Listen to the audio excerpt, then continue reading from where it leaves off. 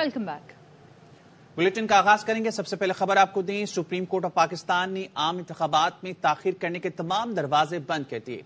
हल्का बंदी तब्दील करने का बलूचिस्तान हाई कोर्ट का फैसला कलअदम करार दे दिया। कायम मुकाम चीफ जस्टिस सरदार तारिक मसूद की सरबराही में 3 रुकनी बेंच ने फैसला सुना दिया। फैसले में कहा कि इंतखाबी शेड्यूल जारी होने के बाद हल्का बंदियों पर एतराज नहीं उठाया जा सकता।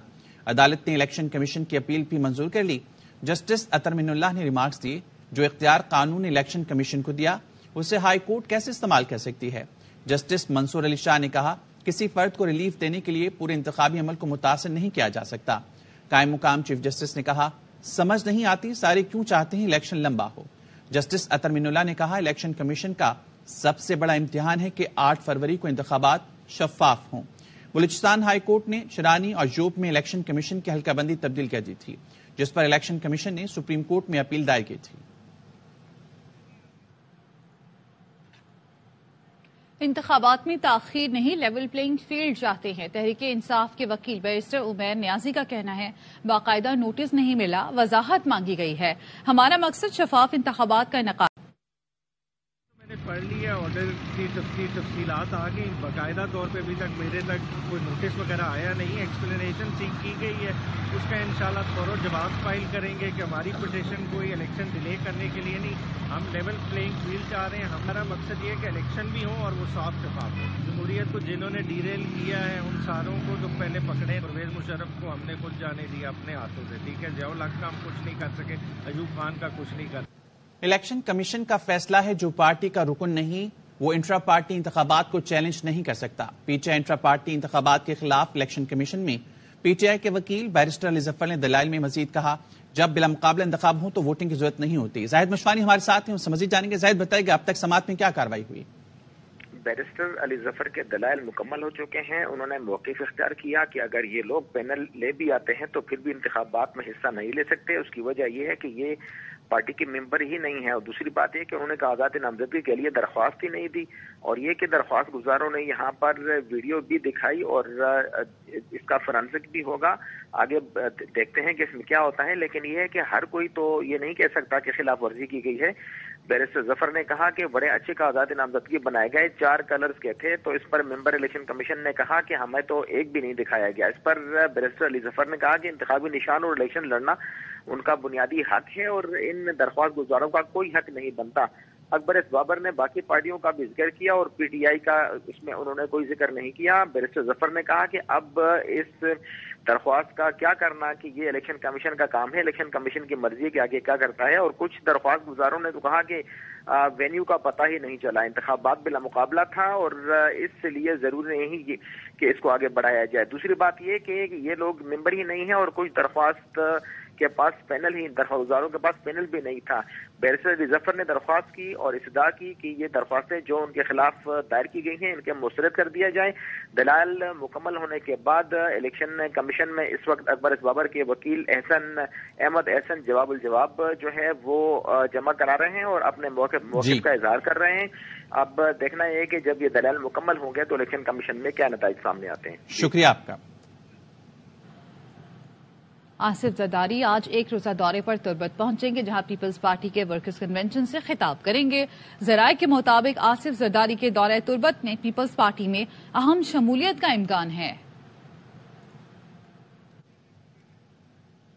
नवाज शरीफ, शहबाज शरीफ की ज़ेर सदारत नून लीग के पार्लिमानी बोर्ड का इजलास जारी है। इजलास में सिंध से कौमी सूबा असम्बली की टिकट के ख्वाहिशमंद उम्मीदवारों के इंटरव्यूज किए जा रहे हैं।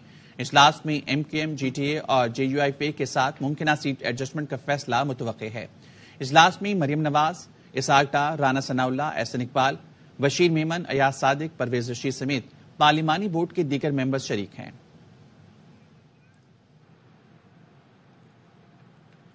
खतरात हैं कि 2018 की तरह आइंदा इंतखाबात भी जानिबदार होंगे। पहले से तैयार नताइज होंगे, पैसे चल रहे होंगे। कन्वीनर MQM डॉक्टर खालिद मकबूल सिद्दीकी कहते हैं 2018 वाले तयशुदा पैसे के इस्तेमाल वाले इंतखाबात नहीं, बल्कि शफाफ और गैर जानिबदाराना इंतखाबात कबूल होंगे। हर इलेक्शन में कोई एक जमात मंजूर नजर और दूसरी ज़ेर अताब आ जाती है। सियासी रहनुमा मुस्तफा नवाज खोकर की प्रोग्राम एतराज हमें गुफ्तगू, कहा लाडला बनने की रेस लगी हुई है। पीपल्स पार्टी और PTI के पास फाइनेंस मिनिस्टर तक नहीं। سائیکل میں کوئی ایک جماعت منظور نظر ہو جاتی ہے، ایک جماعت زیر اعتاب آ جاتی ہے. جب تک سیاستدان بیساکھیوں کی تلاش میں رہیں گے، دائروں کا سفر جو ہے ہمارا یہ جاری رہے گا. اس وقت ایک ریس لگی ہوئی ہے لاڈلا بننے کے لیے. جس کو وہ کندھا مل گیا وہ خوشی سے نہال، جس کو کندھا نہیں ملا تو وہ ماتم کنا ہو جاتا ہے. ایک ایکسپیریمنٹ جو ہم نے اس ملک میں نہیں سکسیسفلی ہونے دیا وہ یہ ہے کہ لوگ فیصلہ کریں کہ وہ کس کو حکمران چننا چاہتے ہیں. 16 مہینے کی جو حکومت گزری، اگر واپس یہی جماعتیں حکومت میں آتی ہیں تو 16 مہینے میں انہوں نے کون سا تیر مار لیا تھا جو دوبارہ مار لیں گے؟ پیپلز پارٹی ہو گئی، تحریک انصاف ہو گئی، ان کے پاس کوئی فائنانس ٹیم ہی نہیں ہے، فائنانس منسٹرز تک نہیں ہے. مسلم لیگ نون کے پاس ماشاءاللہ فائنانس منسٹر ہیں. انہوں نے جو تباہی نکالی، ایک ڈراؤنا خواب بن کے وہ جو اس قوم پر نازل ہوئے. نون لیگ کے رہنما جاوید لطیف لاہور میں میڈیا سے گفتگو کریں. مرکزی کردار تھا جس نے لوگوں کو نکالنا تھا. لوگ نہ نکلنے کی وجہ سے اس عمران خان کا ایکٹ جو تھا اس کے پارٹ سے جو یقین دہانیاں تھیں عوام کو نکالنے کی، وہ نہ نکلنے کی وجہ سے وہ منصوبہ ناکام ہوا. اب میں یہ سوال کرتا ہوں کہ اگر وہ کامیاب ہو جاتے 9-10 مئی کو، تو پھر پاکستان کے اداروں میں بیٹھے وہ لوگ جو ریاست سے عشق کرتے ہیں، محبت کرتے ہیں، ریاست کے لیے جان نچھاور کرتے ہیں، ان کا کیا حال ہونا تھا اگر وہ بغاوت کامیاب ہو جاتی. اور آج وہ بغاوت کرنے والے کھلے عام پھر رہے ہیں. وہ بغاوت کی منصوبہ بندی کرنے والے آزادی سے گھوم رہے ہیں، اور جو پکڑا ہوا ہے وہ جیل کے اندر اس طرح کی زندگی گزار رہا ہے کہ جیسے کلبھوشن کو بھی وہ سہولتیں نہ ہوں. تو میں پوچھنا چاہتا ہوں کہ آپ ریاست کے مخالف بھی ہو، آپ ریاست کی اینٹ سے اینٹ بجا بھی دیں، اور آج کہا جائے کہ لیول پلینگ فیلڈ ہونی چاہیے. لیول پلینگ فیلڈ کے حامی ہیں، مگر سیاست دانوں کے لیے. لیول پلینگ فیلڈ پہ یقین رکھتے ہیں، مگر سیاسی جماعتوں کے لیے. یہ نہیں ہونا چاہیے کہ آپ سرحد پار سے آ کر 9-10 مئی کا فیل کریں تو دہشت گرد، آپ ریاست کے اندر سے وہی فیل کریں تو آپ سیاسی جماعت کہلائیں، سیاسی لیڈرشپ کہلائیں. یہ نہیں ہو سکتا. تو میں کہنا یہ چاہتا ہوں کہ پاکستان کے اندر منصفانہ انتخابات وقت کی نہیں، ریاست کی ضرورت ہے، قوم کی ضرورت ہے.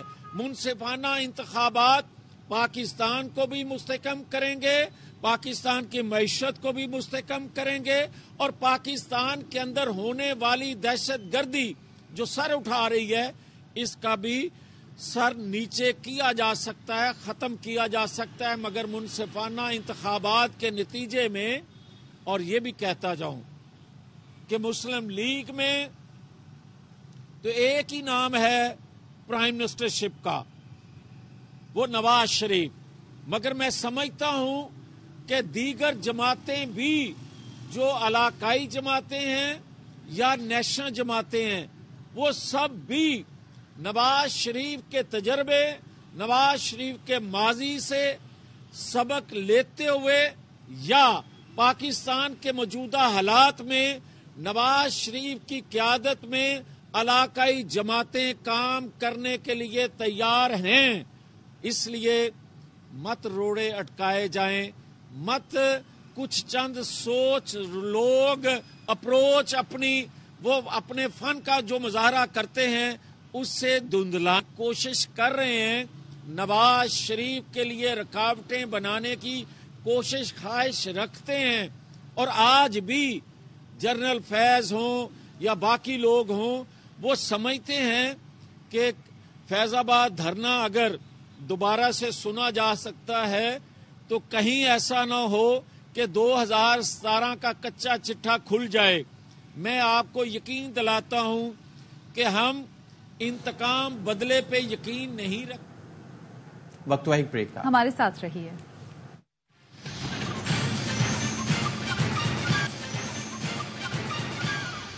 Welcome back. آپ کے لیے چلیں گے پیپلز پارٹی کی رہنما شاہزہ مری میڈیا سے گفتگو کریں گی.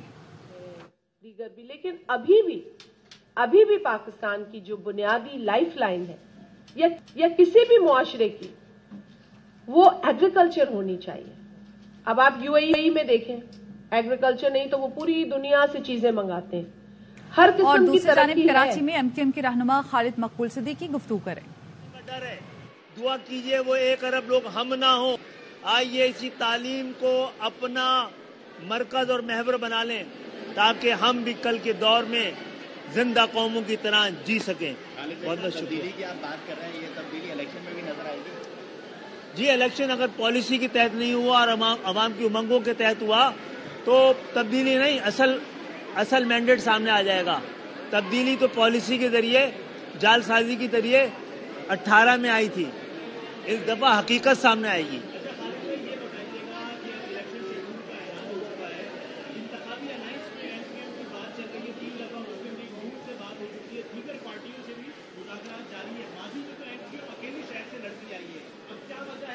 ایم کیو ایم نے کوئی الائنس نہیں کیا جناب. یہ تعاون کی راہیں ہموار ہوئی ہیں. ایک دوسرے سے بات کرنے کا آغاز ہونا چاہیے تھا.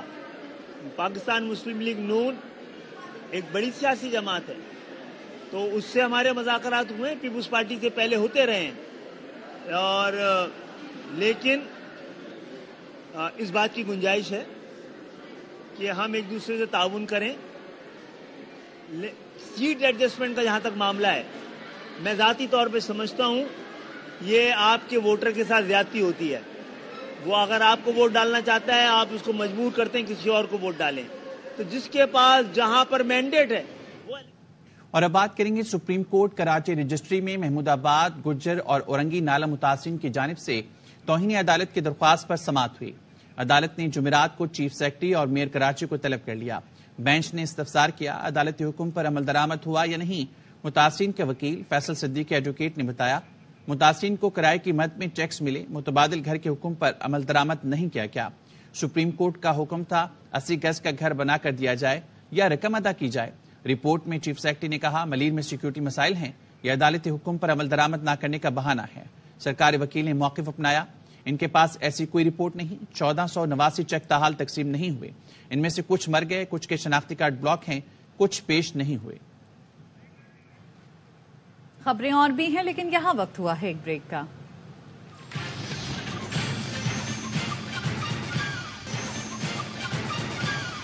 Welcome back.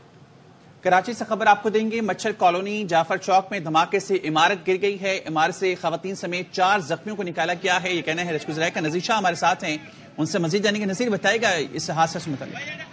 بالکل، دیکھیے خالد، یہ مچھر کالونی جعفر چوک ہے جہاں پر اب سے کچھ دیر قبل زوردار دھماکے کی آواز آئی ہے. اس کے ساتھ یہ بلڈنگ عمارت جس کے بارے میں بتایا جا رہا ہے کہ 2 سے 3 منزلہ تھی، یہ مکمل طور پر مسمار ہو گئی ہے، زبی بوس ہو گئی ہے. اور اس کے اندر سے اب تک 2 خواتین اور 2 مرد ہیں جن کو زخمی حالت میں نکالا گیا اور اسپتال منتقل کیے جا رہے ہیں. یہاں پر علاقہ مکینوں کی بہت بڑی تعداد جمع ہو چکی ہے. ریسکیو رضاکار اور پولیس بھی اس وقت موقع پر پہنچ چکے ہیں. اور عمارت کو جو ہم نے دیکھا ہے تو اس پہ بڑی جو عمارت ہے وہ مکمل طور پر گر چکی ہے. اور جو علاقہ مکین ان کا کہنا ہے کہ زوردار ایک دھماکے کی آواز آئی تھی جس کے بعد یہ حادثہ پیش آیا ہے. اس کے ساتھ ساتھ ہم نے یہ بھی دیکھا ہے کہ جو یہاں پر لوگ ہیں وہ گیس سلنڈرز لے کے یہاں سے دوڑ رہے ہیں اور گیس سلنڈر کو دور لے کے جا رہے ہیں، جس سے ایسا لگتا ہے کہ یہاں پر شاید کوئی گیس سلنڈر کی دکان تھی یا کوئی جو ایسا ہی واقعہ ہے جس کے نتیجے میں یہ اتنا بڑا حادثہ رونما ہوا ہے. پولیس کی نفری وہاں پر پہنچ چکی ہے. جو وہاں پر لوگ کافی رش اکٹھا ہو چکا ہے جس کی وجہ سے جو ریسکیو ٹیم ہے ان کو پہنچنے میں کافی مشکلات کا سامنا کرنا پڑ رہا ہے. یہ ماڑی پور روڈ پر جو اندر کا علاقہ ہے مچھر کالونی جعفر چوک، یہاں پر یہ حادثہ پیش آیا ہے. اور اس وقت ریسکیو کی ٹیمیں مزید دیکھ رہی ہے کہ اندر کوئی اور شخص موجود ہے یا نہیں، کیونکہ یہ عمارت 2 سے 3 منزلہ تھی تو اس کے اندر سے اب تک 4 لوگوں کو نکالا گیا. جی ٹھیک ہے نذیر شاہ، بہت شکریہ آپ کا. تقریباً 35 سے 40 کالعدم ٹی ٹی پی کے دہشت گرد افغانستان کی قید میں ہیں. ترجمان اخوان وزارت داخلہ کا کہنا ہے کالعدم ٹی ٹی پی کے دہشت گردوں کی گرفتاریاں پاکستانی معلومات سے ممکن ہوئیں. افغان میڈیا کے مطابق گزشتہ 1 سال میں کالعدم ٹی ٹی پی کے 40 دہشت گردوں کو گرفتار کیا گیا. امارات اسلامی افغانستان نے اعادہ کیا کالعدم ٹی ٹی پی کے ثبوت ملنے پر کارروائی ہوگی. کالعدم ٹی ٹی پی کے مٹھی بھر دہشت گردوں کی گرفتاریوں سے تعلقات پر اثرات غیر یقینی ہے۔ لیک الرحمان ہمارے نمائندے ہمارے ساتھ ہیں، ان سے مزید بات کریں گے۔ لیک بتائیں کہ اس خبر سے متعلق۔ جی خالد، افغان میڈیا کی طرف سے اس بات کی ایک بہت بڑی تصدیق سامنے آ گئی ہے آج، اور اس کی وزارت داخلہ کی طرف سے تسلیم بھی کیا گیا ہے کہ گزشتہ ایک سال کے دوران ٹی ٹی پی کے تقریباً 40 دہشت گردوں کو گرفتار کیا گیا ہے۔ عبدالمتین کانی ہیں جو ترجمان وزارت داخلہ ہیں امارت اسلامیہ افغانستان کے، انہوں نے اس بات کو تسلیم کیا ہے کہ ان کے پاس داعش کے قیدیوں کی ایک بڑی تعداد موجود ہے، تقریباً 35 سے 40 ٹی ٹی پی کے دہشت گرد بھی ان کی قید میں ہیں۔ دوسری جانب افغان میڈیا کی طرف سے اس بات کو رپورٹ کیا گیا ہے کہ ٹی ٹی پی کے ان دہشت گردوں کی گرفتاریاں پاکستان کی جانب سے فراہم کردہ ٹی ٹی پی کے دہشت گردوں کے خفیہ ٹھکانوں کے بارے میں معلومات سے ممکن ہو سکی ہیں۔ دفتر خارجہ کی طرف سے بھی مطالبہ کیا گیا تھا کہ افغانستان کی عبوری حکومت اپنی سرزمین موجودہ عسکریت پسندوں کے خلاف سخت کارروائی کرے، اور اس کے نتیجے میں دیکھا گیا ہے کہ ایک پیش رفت ہوئی ہے۔ امارت اسلامیہ نے اس بات کا اعادہ بھی کیا ہے کہ موجودہ افغان حکومت ٹی ٹی پی کے بارے میں کوئی ثبوت ملنے پر فوری کارروائی کرے گی، اور اس حوالے سے جو بھی اقدامات ضروری ہوں گے وہ کیے جائیں گے۔ ان کی طرف سے یہ بھی کہا گیا ہے کہ ٹی ٹی پی کے ان مٹھی پر دہشت گردوں کی گرفتاری افغانستان اور پاکستان کے تعلقات پر اثرات غیر یقینی ہیں۔ جی خالد۔ ٹھیک ہے، لیک الرحمان تفصیل آگاہ کر رہے تھے، بہت شکریہ آپ کا۔ سندھ رینجرز کی انسداد منشیات کے لیے بڑی کارروائی انٹیلیجنس کی بنیاد پر عبدالجبار چیک پوسٹ جیکب آباد کے قریب کی گئی۔ اطلاع کے مطابق سیمنٹ سے بھرے ٹرک میں بھاری مقدار میں منشیات بلوچستان سے خیرپور اسمگل کی جا رہی تھی۔ چیک پوسٹ پر چیکنگ کے سخت اقدامات دیکھتے ہوئے ملزمان کچھ فاصلے پر ٹرک چھوڑ کر فرار ہو گئے۔ تلاشی کے دوران ٹرک کے خفیہ خانوں سے 620 کلو چرس برآمد کی گئی۔ ٹرک میں لوڈ 700 بیگ سیمنٹ بھی قبضے میں لے لیے گئے۔ ترجمان سندھ رینجرز کے مطابق برآمد شدہ منشیات کی مالیت 3 کروڑ بنتی ہے۔ یہاں وقت ہوا ایک بریک کا، ہمارے ساتھ رہیے۔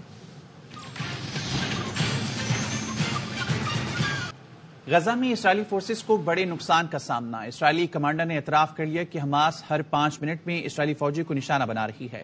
24 گھنٹے میں جنوبی غزہ میں حماس اور اسرائیل کے درمیان لڑائی میں مزید 4 اسرائیلی فوجی ہلاک ہو گئے۔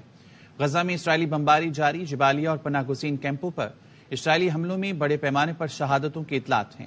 صرف جبالیہ پناہ گزین کیمپ پر اسرائیلی حملے میں 90 فلسطینی شہید ہوئے۔ رات بھر بمباری میں 25 شہادتیں ہوئیں۔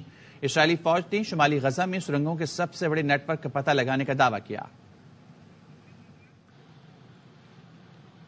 الشفا اسپتال کا شعبہ ایمرجنسی خون میں لت پت ہے۔ عالمی ادارہ صحت کا کہنا ہے اسرائیلی بمباری سے متاثرہ الشفا اسپتال میں زخمی بھرے ہیں۔ ہر منٹ نئے مریض آ رہے ہیں۔ اسپتال میں جگہ کم پڑنے کی وجہ سے مریضوں کا کھلے آسمان تلے علاج کیا جا رہا ہے۔ الشفا اسپتال میں فوری طبی سامان پہنچانے کی ضرورت ہے۔ اسرائیلی فورسز نے کمال ادوان اسپتال میڈیکل عملے کو خاموش کرانے کے لیے پریس کانفرنس کے دوران فائرنگ کر دی۔ نیوز بلیٹن سے فی الحال اتنا ہی۔ مزید خبروں اور اپڈیٹس کے لیے دیکھتے رہیے ARY نیوز۔